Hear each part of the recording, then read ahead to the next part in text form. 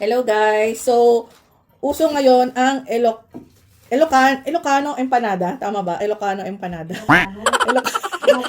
Ilocos empanada.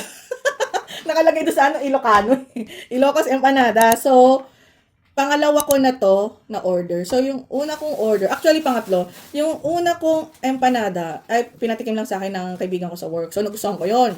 So, nung nakakita ko ng store, ng seller ng empanada dito sa Canada, no, umorder ako sa kanila. Kaso, nalungkot ako.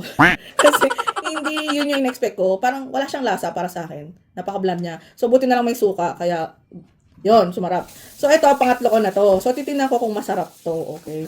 So, yun nga guys, no. Pag to masarap, sabihin ko sa inyo kung saan ko binili. Pag hindi masarap, hindi ko sasabihin. So, kayo na lang mag-judge. Sa kung saan kayo makakabili. So, isa lang yung binili ko. Kasi last time bumili ako, 4. Tapos, hindi nga masarap. So, talagang kailangan ubusin, no. So, ngayon, isa lang yung binili ko. Titikman ko muna. Pag masarap, doon na ako bibili. So, may suka siyang kasama. Ito. Tapos, ito yung empanada. Yan. So, hinati ko lang sa gitna. Hati kami ni mama. Hindi ako si mama. Tsaka si hindi ako siya kakain.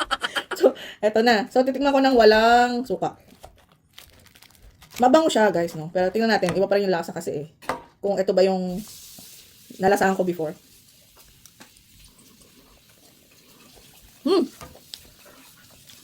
Masarap siya.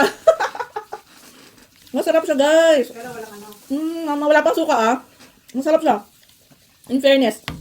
Kasi kinabahan ako, gamay, hindi naman siya masarap. Naku. So, lagyan natin yung suka. Yan. Kahit dalawa man lang sana. Hindi ako nakabili. Dati tayo, kasi ate silang dalawa ni Wilkin yan. Ang sarap. Yung mga bata naman hindi kakain.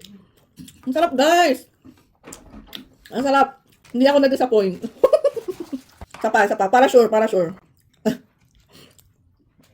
sure talaga. Masarap siya, guys. Promise.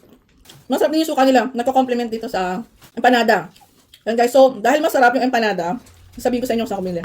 So, binili ko to sa Sugba. So, masarap yung empanada nila. Yung Ilocos empanada nila masarap, guys. Kaya, kung gusto nyo ng Ilocos empanada, sa Sugba kayo bumili. Okay? Hindi ako na-disappoint. Napakasarap. Tsaka, actually, doon kami umorder nung New Year. Doon kami umorder ng barbecue. Tsaka nung spring roll na dinala ko doon sa picnic namin nung nakipagkita ako sa ibang mga vloggers dito sa Vancouver, no. Tsaka kay Miss Ina Andolong. So, dinala ko yung spring roll, nagustuhan namin nila yung spring roll. So, sugba din yun, guys. Yung barbecue, sugba din yun. Hindi kayo madidisappoint. So, sige guys, hanggang dito na lang yung video. Kakainin ko na tong kalahati and then bibigay ko na kay mama yung kalahati. And then, next time doon na lang ako ulit bibili. Yan, sige guys, bye-bye!